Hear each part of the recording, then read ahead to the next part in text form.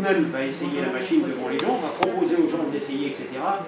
Mais, comme on le voit, c'est une machine qui est hyper encombrante. Il faut penser que nous, aujourd'hui, on sait ce que c'est qu'un vélo. À l'époque, 2 roues comme ça seul, on ne savait pas du tout ce que c'était. Donc, les gens, pour chevaucher ça, vous imaginez les costumes de l'époque, pour chevaucher tout ça, c'est une véritable catastrophe. Les quelques machines qu'il a apportées sont cassées en quelques minutes. Les quelques rares qui ont réussi à la chevaucher par zigzag, ne vont pas vite, ont peur, etc., etc. Enfin bref, c'est une catastrophe. Il fait un vide. Il repartira chez lui, et malheureusement, il mourra dans l'anonymat le plus total en 1851. Il faudra attendre 1890, quand là la vélocipédie est lancée, pour qu'on dise, mais qui a eu la première fois l'idée de. Et on va retrouver le baron de Bray, et c'est là qu'on va lui dresser des stèles, etc., etc. Mais donc de son vivant, on n'en a absolument pas profité. Parce qu'ils vont installer des pédales sur une roue et permettre donc enfin à l'homme de se déplacer par ses propres moyens sans avoir les pieds au sol.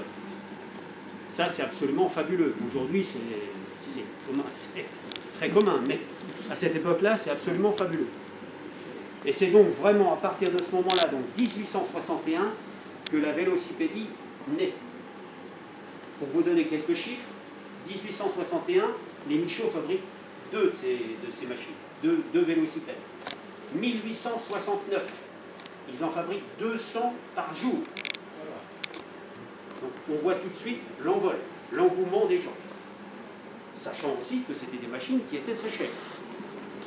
Puisque c'est nouveau. Évidemment, qui dit succès populaire, dit aussi copie. Donc, eux, ils travaillent sur Paris, mais dans différentes régions de France, où on aperçoit ces machines, on les copie.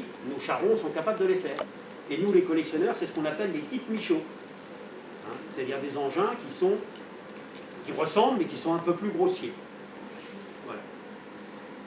Malheureusement, donc, tout est là pour faire un succès, mais 1870, c'est la guerre. Donc tout s'arrête. Les usines Michaud, entre autres, comme toutes les autres, sont réquisitionnées pour fabriquer de l'armement. On laisse tomber tout ce qui est vélocipédie et tout ça. Un seul pays n'est pas en guerre. L'Angleterre. Simplement parce que vous êtes en prise directe sur la route.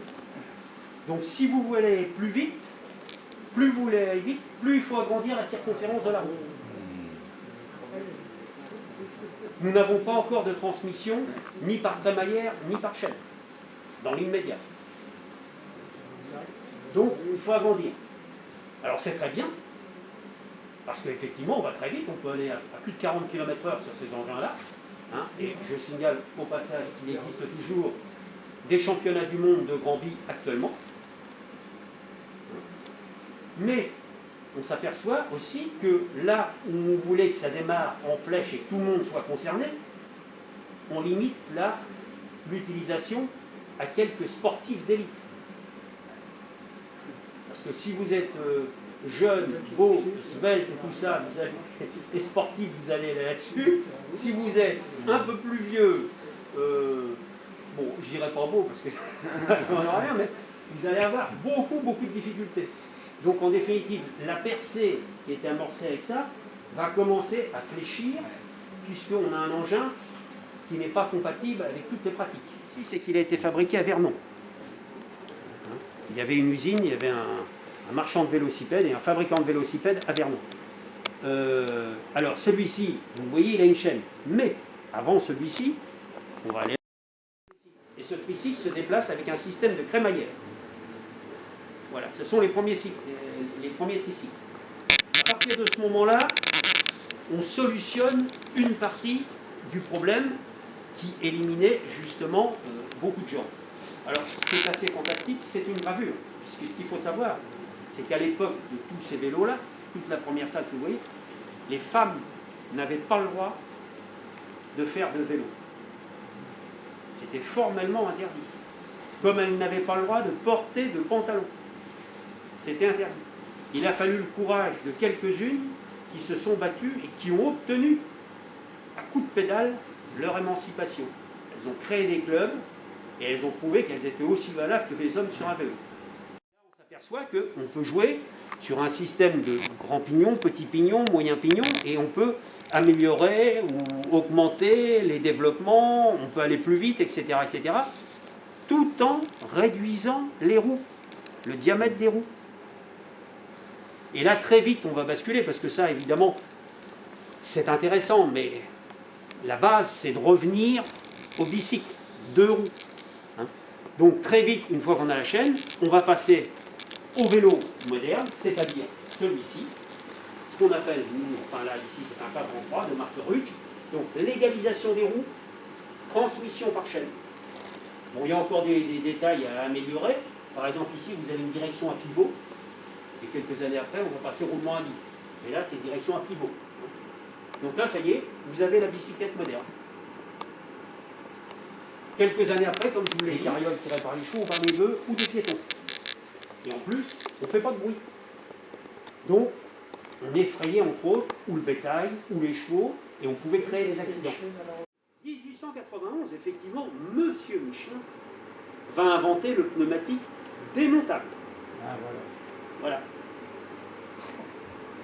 Et Perron gagnera le premier Paris-Brest-Paris sur un vélo équipé de pneumatiques Michelin démontables. Voilà.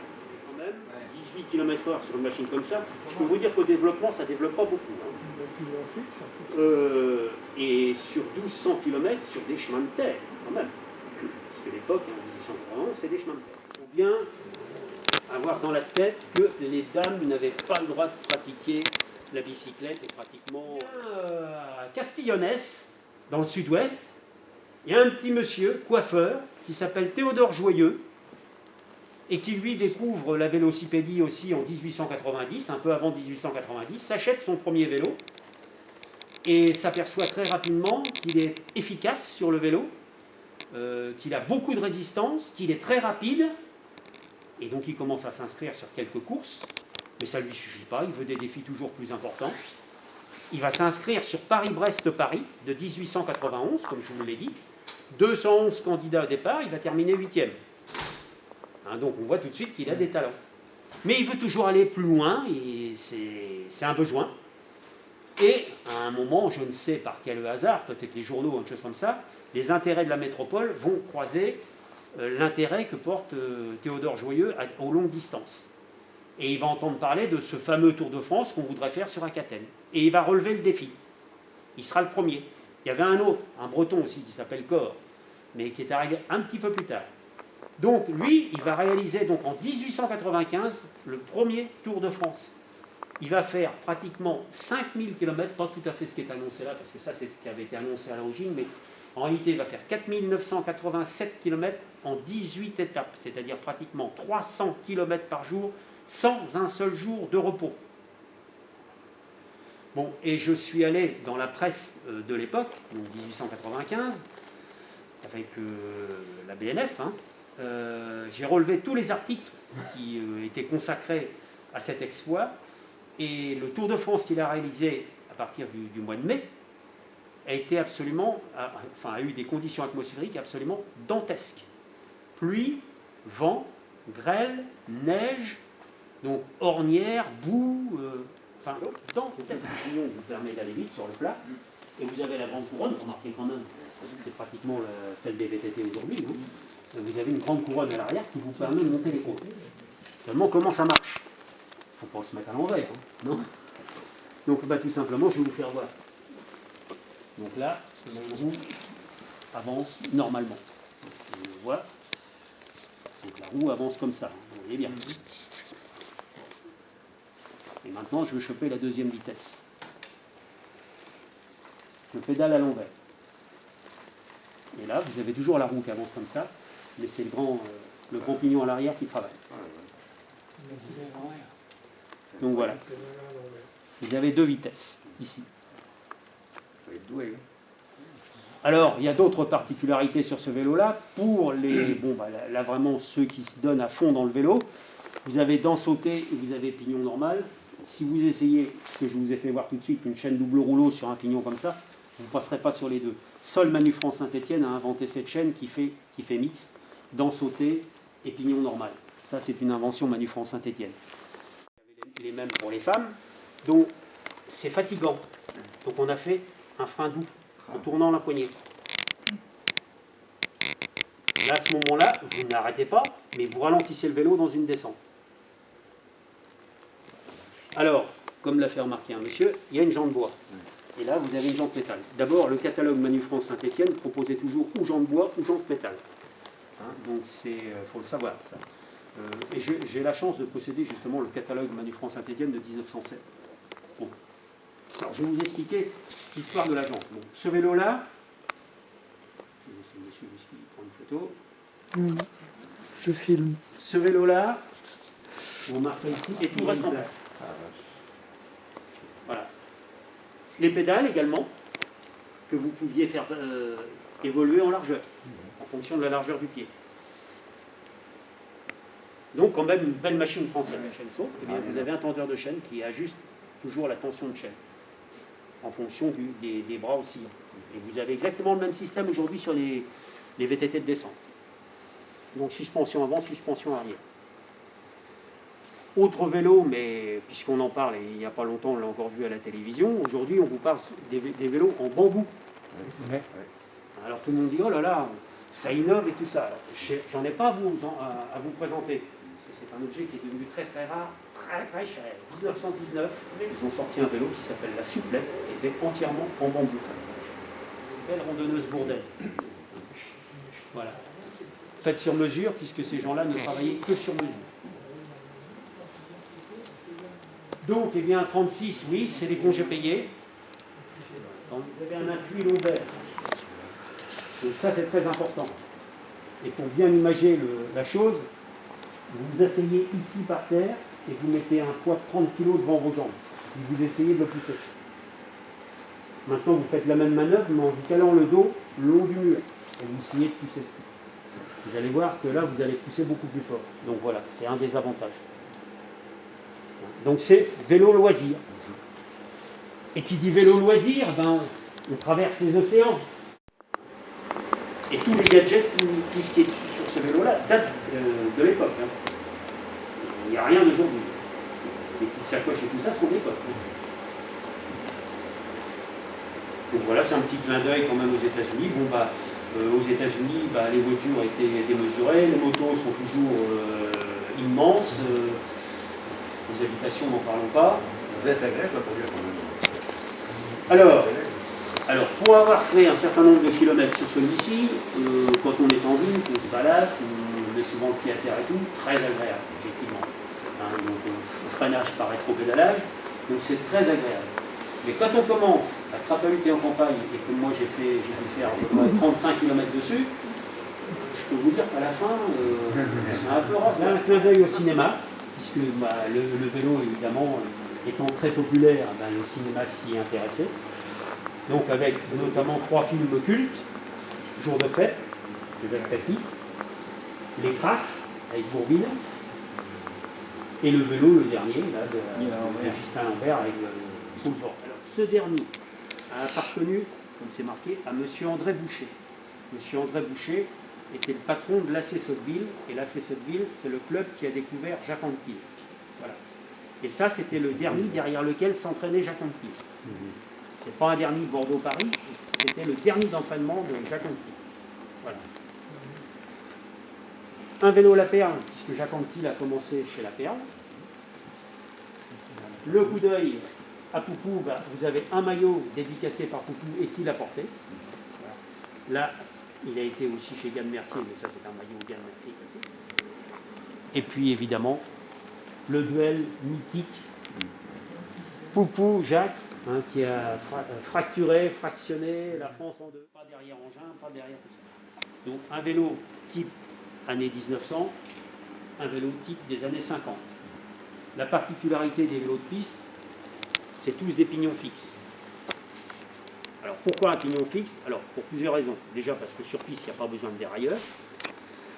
Deuxièmement, un pignon fixe, ça fait que le vélo est quand même beaucoup plus nerveux qu'un vélo avec changement de vitesse. Et surtout, ce qui est important, c'est que sur les pistes, vous aviez les virages très relevés, ce qu'on appelle la falaise. Et donc, quand vous êtes là, souvent, à une époque, un peu moins maintenant, mais sur piste, les gars, à un moment, se regardaient et faisaient du surplace. Ça pouvait durer plusieurs minutes, voire des fois plusieurs dizaines de minutes. Et donc ça, si vous avez une roue libre, c'est impossible à faire. Donc il vous faut un pignon fixe pour pouvoir voilà, jouer avant-arrière et garder l'équilibre. Et je vous dis ça puisqu'il y a un pistard qui est venu ici et qui m'a dit, je précise en plus que justement, quand on se trouvait derrière sur la falaise et que le gars était devant et qu'il ne pouvait pas regarder trop ce qu'on faisait, on faisait claquer la chaîne, qui me disait clac, clac, clac, en remonte. La chaîne venait claquer partout. Et là, le gosse, il faisait peur. Et après, l'engin qui vont vite, derrière un moto, eh bien, et vous avez vu la grandeur du plateau. Là, ici, vous avez un 68 dents, ça peut monter jusqu'à 76 dents. Et vous avez un monsieur qui s'est passionné pour la vitesse sur vélo, qui s'appelle monsieur Meffray, et qui a œuvré dans les années 60, et qui, lui, a chevauché des machines extraordinaires pour aller toujours plus vite derrière moto et derrière voiture. Connaissez-vous le record de vitesse derrière voiture sur du plat? Pas en descente, je ne parle pas de descente. 204 km/h.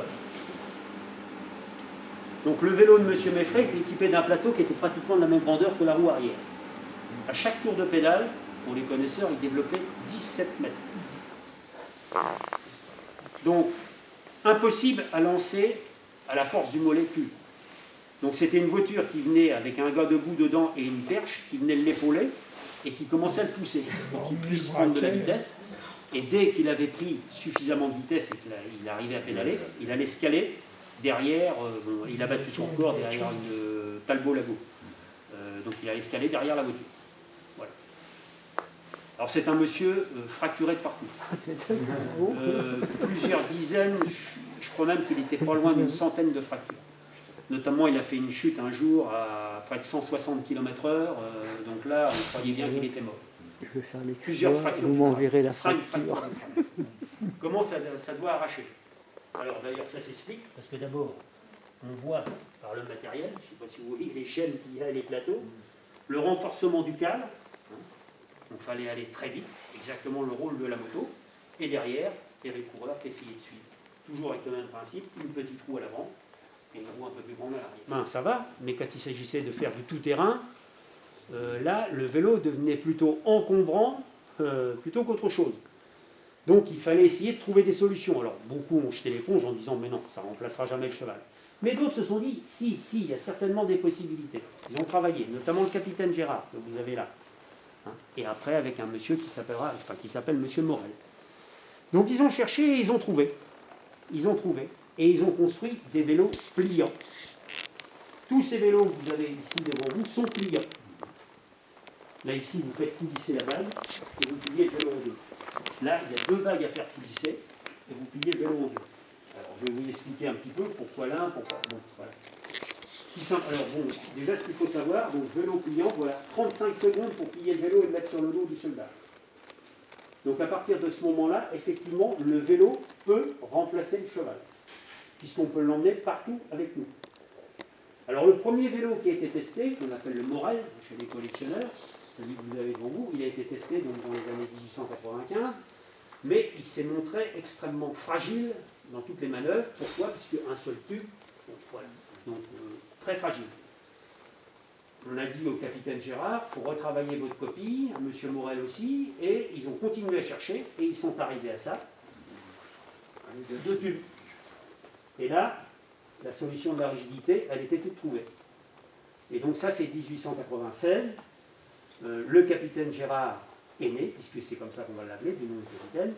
Alors, les deux inventeurs, c'est donc le capitaine Gérard et M. Morel, mais ils ne vont pas en profiter. Pourquoi? Puisqu'ils avaient pas fait de papier.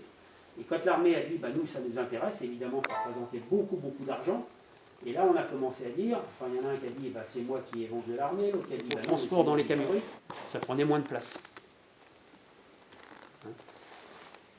Ici, vous remarquerez qu'effectivement, la taille est plus petite. Pourquoi? Puisque l'armée a exigé que le soldat puisse épauler son fusil sans avoir descendre de vélo. Là, c'était pas possible. Ou alors, il fallait être très grand. Mais là, ça devenait possible. Voilà. Donc là, essentiellement pour les estafettes, les transmissions et le transport en voiture. Donc c'est la guerre, c'est, voyez-vous, tous des vélos pliants. Ça, c'est la guerre de 14. 39-45.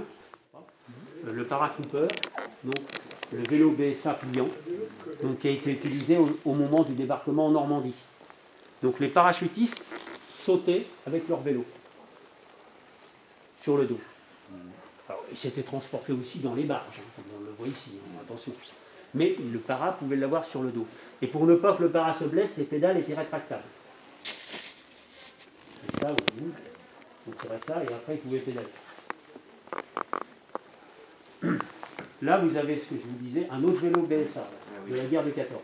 Voilà. Donc voilà ce qu'on pouvait dire sur les vélos militaires. Comme on le voit, à chaque fois, c'était des engins qui étaient pliants, mais qui ont facilité grandement le déplacement des gars sur le terrain, puisque quand même beaucoup plus rapide qu'en étant à pied et un petit peu moins fatigant peut-être. Géo Lefebvre, oui. Donc, en 1902, dit, eh bien, on n'a qu'à organiser un Tour de France. Donc, à partir de ce moment-là, Desgranges, il n'est pas d'accord. Enfin, c'est-à-dire, il se dit, c'est pas possible. Techniquement, c'est très compliqué. Il va falloir trouver les coureurs, il va falloir trouver les finances, il va falloir organiser sur la route, etc. Très, très compliqué. Et puis, ça va coûter beaucoup, beaucoup d'argent. Donc, il va faire venir son comptable, M. Godet, et il va lui demander son avis. Et contrairement à ce qu'il pensait, c'est-à-dire il pensait qu'il allait aller dans son sens en disant ça coûte trop cher, M. Godet a dit c'est une excellente idée, il faut foncer, c'est vraiment l'idée qui va relancer le tirage du journal. Et donc ils ont décidé d'organiser le Tour de France, ça c'était fin 1902, et le premier Tour de France partira donc au mois de juillet, donc près de Paris, parce que dès le début il y a eu des petits ennuis. Je ne sais pas si vous le savez, le premier Tour de France, il est parti de Montgeron, donc en banlieue parisienne. On peut se dire pourquoi il est parti de Montgeron. Ben oui, parce que normalement il devait partir de Paris. Mais quand ils ont voulu, quand ils ont fait les annonces pour partir de Paris, il y a un monsieur qui s'est dit pas question, le préfet de Paris, et qui s'appelait monsieur Lépine, qui a dit pas question qu'on fasse partir une course de Paris. Donc, on l'a fait partir de Montgeron. Ne me demandez pas pourquoi, je suppose que quelqu'un connaissait Montgeron, puis il a dû se dire pourquoi pas de Montgeron, puis voilà. Mais donc le premier Tour de France s'était lancé de Montgeron en 1903. Et c'est Maurice Garin qui le remportera. Bon, 1904, alors ce qu'il faut savoir, c'est que les premiers Tours de France, c'était 6, 7 ou 8 étapes, qui faisaient entre 400 et 500 km. Donc il y avait un jour de course et généralement 2 jours de repos après. Voilà. Les coureurs partaient de nuit, vers 2 ou 3 heures du matin, pour arriver dans la journée vers 17-18 heures. Il fallait les contrôler, donc c'était extrêmement compliqué, puisque très peu de voitures.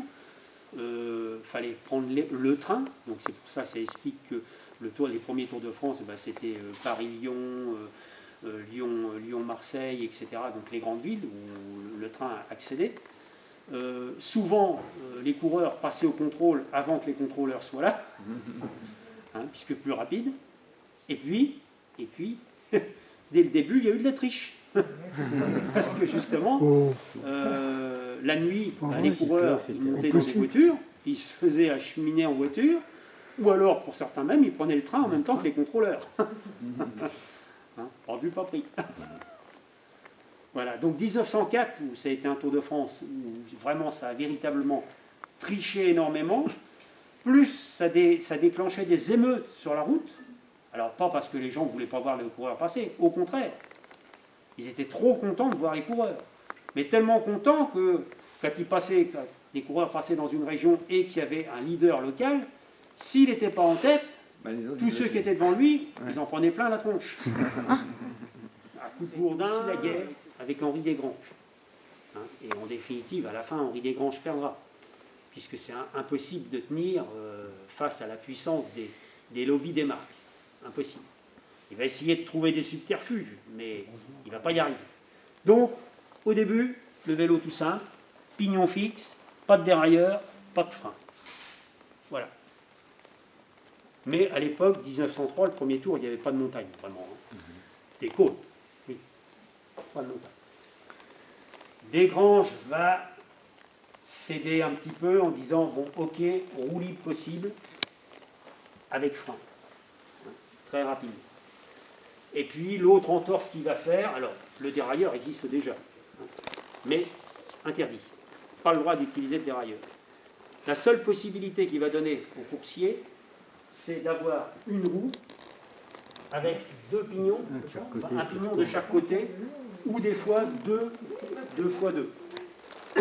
Et pour changer de vitesse, il faudra s'arrêter, dévisser la roue, retourner la roue et repartir. Ça, ce sont les premières concessions qu'Henri Desgranges va accorder aux coureurs. Mais, à contre-cœur, d'ailleurs, à un moment, la pression des marques étant telle que Henri Desgranges décide de dire stop, on arrête, plus de marque, un seul et même vélo, qui sera un vélo de couleur jaune, la couleur du journal Loto, la couleur que vous avez là-bas, et qui sera marqué dessus Loto. Donc tous les coureurs qui prendront le départ au Tour de France auront le même vélo. Et les pièces qui ne peuvent pas être démontées durant le Tour de France seront plombées. Bon, ça ne va pas durer longtemps, puisque la pression des marques est trop forte. 80 et 90 kg. En 1906, il découvre la bicyclette. En 1909, il gagne le Tour de France. Donc on voit déjà qu'il y avait des qualités exceptionnelles. Bon. Ce coureur donc, a gagné énormément d'étapes sur le Tour de France. Et en 1911 ou 1912, il va reprendre la nationalité luxembourgeoise pour une bonne et simple raison, c'est que sinon, ça l'obligeait à faire 2 ans d'armée, de service militaire en France, ce qui lui aurait coupé son entraînement. Donc il a repris la nationalité luxembourgeoise. Et vous avez un système de crémaillère de chaque côté. Donc tout en roulant, vous débloquez la roue. Vous sélectionnez votre vitesse. Alors en fonction que la chaîne va monter ou descendre, elle va s'allonger ou se rétrécir. Et la roue donc va bouger, puisqu'elle est libre, sur les crémaillères. Et à un moment, plaf, elle va se fixer. Et à partir de ce moment-là, vous resserrez la roue et vous continuez à rouler. Le tour est joué. Oui. Alors vous allez me dire, très très compliqué, certainement, puisque moi, c'est le seul vélo que je n'ai pas voulu essayer. Non, parce que je ne voulais pas le casser. Mais, pardon. Bartali gagne le Tour de France 48 sur un vélo comme ça. Voilà. Vous l'avez là, je ne sais pas si les dames... Bon, voilà. Donc, c'est que ça devait être efficace. Ça, nous sommes donc en 48. Donc, le dérailleur à baguette a été imaginé par Campagnolo un peu avant la guerre de 39-45. Il y a eu la guerre, donc il est rentré dans les tiroirs, un peu ce qu'on a vu précédemment avec les Michauds. Et donc, il est ressorti donc, juste après la guerre, 47-48. Mais en 1949, M. Campagnolo va inventer le dérailleur, toujours, à parallélogramme, c'est-à-dire celui qu'on connaît, qu'on va voir un peu plus loin aujourd'hui.